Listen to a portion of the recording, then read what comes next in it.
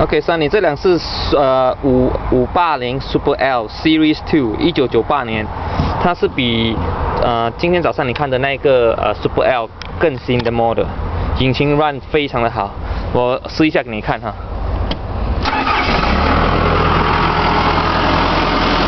你看它的那个引擎完全不跳动，非常的 stable。